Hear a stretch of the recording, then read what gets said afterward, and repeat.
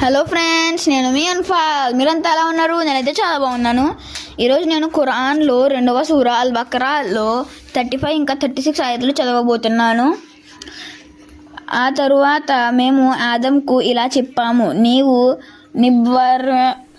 నివ్వయ స్వర్గంలో నివసించండి. ఇక్కడ మీరు కోరుకున్నదల్లా తింటూ హాయిగా ఉండండి. అయితే అదుగో ఆ చెట్టు దరిదాపులకు మాత్రం వెళ్ళకండి. వెళ్తే మీరు కూడా దుర్మార్గులైపోతారు. అయితే శైతాన్ నిషేధిత వృక్షం గురించి లేనిపోని ఆశలు కలిగించి వారిని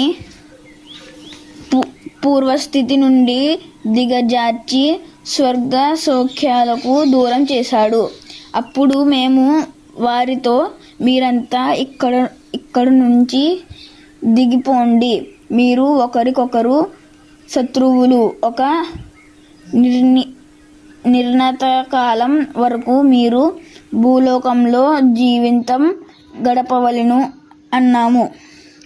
దీంట్లో మనకి ఏం తెలుస్తుందంటే, దేవుడు ఆదంకి మీరు స్వర్గంలో ఉండండి, అక్కడ మీకు ఏం కావాలన్నా దొరుకుతాయి, కానీ మీరు ఆ వృక్షం దగ్గరికి మాత్రం వెళ్ళకండి. అక్కడికి వెళ్తే మీరు దుర్మార్గులు అయిపోతారు అని దేవుడు ఆదంకి చెప్పినప్పుడు, శైతాను లేనిపోని అన్ని ఆదంకు చెప్పేసి ఆశలు కలిగించి ఆదంకి ఆ వృక్షం దగ్గరికి వెళ్ళేలా చేశాడు.